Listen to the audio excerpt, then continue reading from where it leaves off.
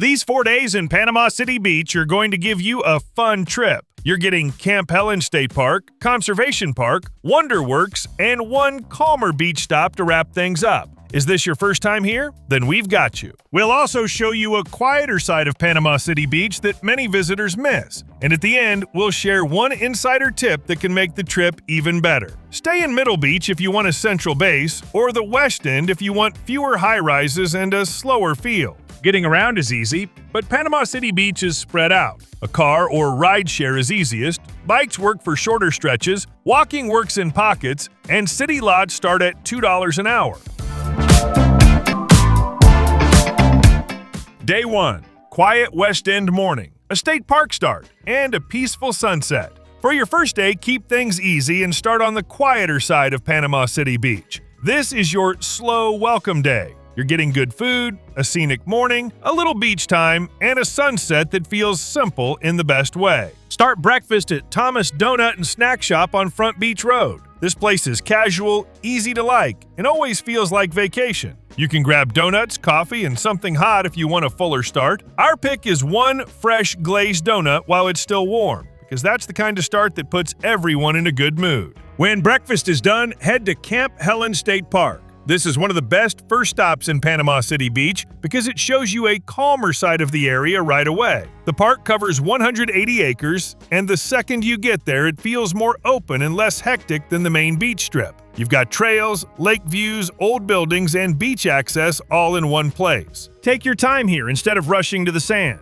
Start with a short trail or a walk through the historic part of the park. After that, make your way toward the boardwalk and the beach. That little sequence works really well because it keeps the stop from feeling one note. You're actually seeing why this place stands out. The old buildings help it feel different from the usual beach stop, and the walk to the water feels calm instead of chaotic. The nice thing about Camp Helen is that you can shape the morning around your energy. Want a more active start? Stay longer on the trails and explore a bit more before heading down to the water. Want a lighter start? Do the boardwalk. Enjoy the views, take your photos, and keep moving. Either way, it never feels over-planned. That's what makes it such a good day one stop. It gives you something memorable without using up all your energy. Before you leave the West End, give yourself one more small beach moment at a quieter public access nearby. You do not need to turn this into a giant second attraction. Just use it as a breather. Sit for a little while, cool off, and enjoy the fact that your trip started with a more relaxed version of Panama City Beach instead of the busiest one.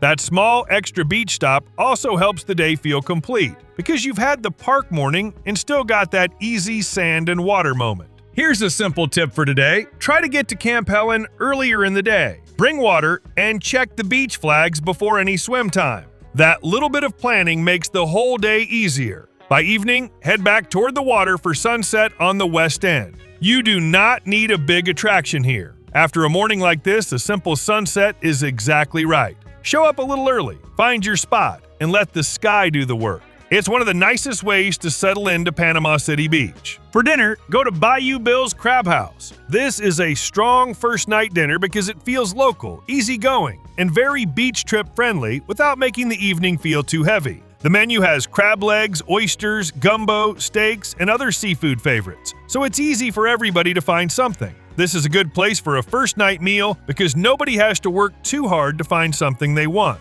After dinner, keep the ending simple. Head back to your hotel, take one short walk if you still want a little more outside time, and then get some rest. Tomorrow is your outdoor day, and it'll be a lot more fun if day one ends quietly. Day 2. Trails, boardwalks, a museum stop, and a pier sunset. Day 2 shows you a side of Panama City Beach that many visitors completely miss. Today is greener, more active, and a little more structured. You're still near the coast, but the morning is about trails and boardwalks instead of going straight back to the sand. Start with breakfast at the Pancakery. This is a great Day 2 breakfast spot because the menu gives you plenty of options. You'll find pancakes, crepes, omelets, waffles, and lighter breakfast plates too. If you want the simplest call, order pancakes and save the big decisions for later in the day. After breakfast, go to Conservation Park. This is your big morning stop today, and it changes the whole feel of the trip. The park covers more than 2,900 acres, so it gives you a lot of room to explore without forcing you into some giant hike. That's what makes it so useful. You can keep it short or stretch it out depending on how you feel. If you want the easiest version of this stop, stick to one of their shorter loops and focus on the boardwalk sections. That gives you the best mix of scenery without wearing yourself out too early. If you want more time outside, add a longer trail and stay a while. The trick is not trying to do everything. Just pick the route that matches your energy and enjoy it. A shorter, smart loop is usually better than trying to prove something on day 2 of a beach trip. Once you leave Conservation Park, keep the outdoor part going with a shorter stretch of Gales Trails. This works nicely because it connects to the trail system and helps the day keep moving without feeling repetitive.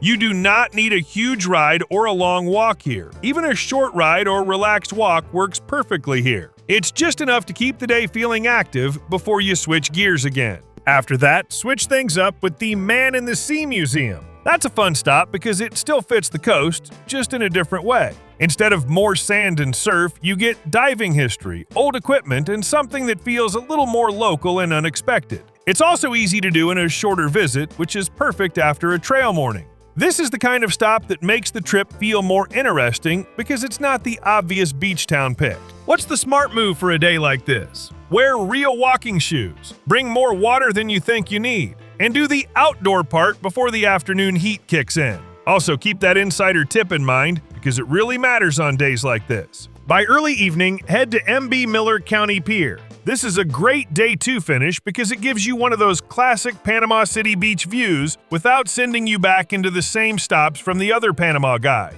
The pier stretches 1,500 feet into the Gulf, so even a simple walk feels like a proper part of the day. There's something really nice about ending an active day with a place where you don't have to do much except walk, stop, and look. Try to get there before sunset instead of showing up at the very last second. The best part is having a little time out there while the beach starts to quiet down below you. If you're tired by then, you do not have to walk the whole thing. The view is still good even if you keep it easy. And if the sky cooperates, this can end up being one of the best photo moments of the whole trip. For dinner, go to Saltwater Grill. This is a good fit tonight because it feels a little more polished after a long outdoor day. It's known for seafood, steaks, sushi, and the big 25,000-gallon aquarium inside the dining room. There are plenty of dinner options here that still make the night feel special without turning it into anything too formal. It is also just a fun room to sit in after a full day out. After dinner, keep things short. Head back, clean up from the trail day, and enjoy an earlier night.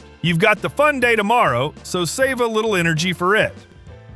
Day 3, a fun middle day with WonderWorks, mini golf, and an easy beach close. Now it's time for the playful day. If day 1 was your settle-in day and day 2 was your nature day, this is the day where the trip loosens up a little. It's also a smart place to use a big indoor attraction because it gives you a great backup if the weather is not ideal. Start breakfast at First Watch. This is a nice reset after the more active day you just had. The menu gives you lighter plates, egg dishes, toast, bowls, and richer breakfast options too. It's a good place to start a fun day because everybody can find something that fits their mood.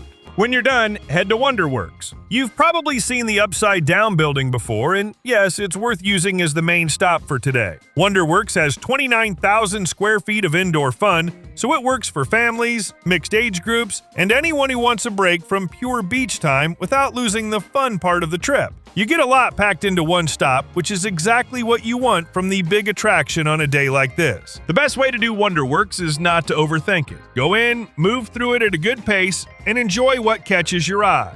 Some people will want the motion rides, some will want the interactive exhibits, some will just be happy to be somewhere lively and cool for a while. That is why this place works so well in the middle of the trip. It gives everyone something to enjoy and keeps the day feeling playful instead of too structured. Once you're done there, grab a quick bite or a snack nearby, and then keep the fun going with Coconut Creek Family Fun Park. This is a great follow-up because it keeps the fun going without feeling like more of the same. You get 3 18-hole mini golf courses and the giant Grand Maze, so the second half of the day still feels fresh. It's the kind of place where even people who say they do not care about mini golf usually end up getting into it. If you're with kids, mini golf first is usually the easier call. If you're with friends, or you just want to keep things loose, either order works fine. That's part of what makes this place so easy to fit into a trip. You can make it quick, silly, competitive, or all three at once. And because it is lighter than your main stop, it helps the day wind down in a fun way instead of crashing. Here's the smart way to handle today.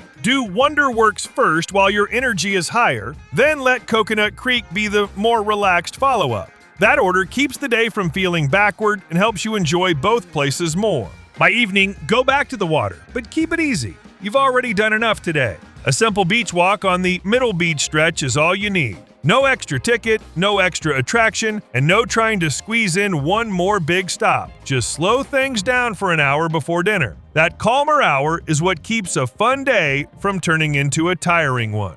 For dinner, go to Firefly. This is a really good night for it because the day had a lot of playful energy, and Firefly gives you a nicer close without feeling stiff. The menu includes seafood, sushi, and richer dinner plates that feel like a real treat. This is the night to dress up just a little if you feel like it and enjoy one of the nicer meals of the trip. After dinner, head back and keep the rest of the night simple. You still have one full day left, and the whole point of this trip is to keep the pace good all the way through instead of burning out before the end.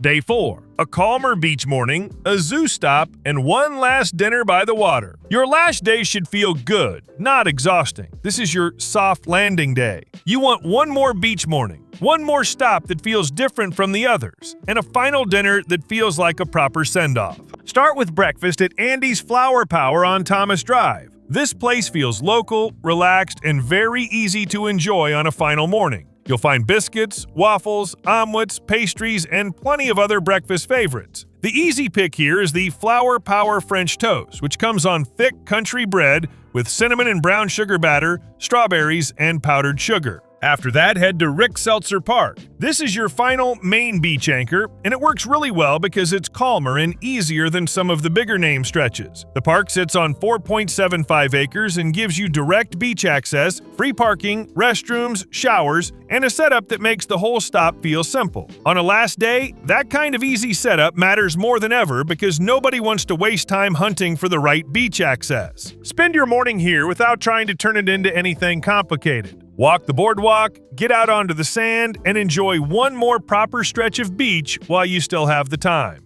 If you want to swim, this is a great place to do it. If you just want to sit back and take it all in, that works too. Day 4 is not about chasing one last thrill. It's about enjoying the beach without rushing. That's what makes this stop work so well at the end. After your beach time, go to Zoo World. This is a smart final day stop because it's easy to fit in and very different from everything else you've done so far. The zoo is open rain or shine, and it's built around up-close experiences. You can feed a giraffe, spend time in the petting zoo, and book special animal encounters if that sounds fun to you. It is a nice way to keep the day interesting without turning it into another giant outing. Once you're done there, ease into the Grand Lagoon side of town for a little while before dinner. This part of Panama City Beach feels more local and less built around the main beach strip. You do not need some huge attraction here. A slower look around, a little time by the water, and a more relaxed pace are enough to make the afternoon feel complete. The trip has already given you the busy parts. This last stretch should feel easy. A quick tip for today, get to Rick Seltzer earlier rather than later if you want the easiest parking and the calmest beach time. Also, use the showers there before you move on. That makes the rest of the day smoother and keeps the car a lot cleaner too. For your final dinner, go to the Grand Marlin. This is exactly the kind of place you want for your last night because it feels like a real trip-ending dinner. The restaurant sits by the water in the Grand Lagoon area and uses an ever-changing menu built around fresh seafood. It is a great last night dinner because the setting already does half the work for you. After dinner, do not go chasing one last attraction. Take a short walk by the water. Enjoy the fact that you just had 4 really good days here and then head back to pack slowly. That quiet ending fits this trip a lot better than forcing in one more stop. And just like that, you've got 4 really good days in Panama City Beach without falling into the same old tourist scene. You got the quiet West End start, the trail day, the fun middle day, and an easy beach finish. Now for the insider tip we promised. A really good sweet spot for this trip is late spring or early fall. Panama City Beach is officially pushing spring getaways, and its fall coverage points to cooler mornings, milder afternoons, and lower humidity than summer. That makes those shoulder season weeks a smart time to do this exact plan. Which part of this trip would you want to do first?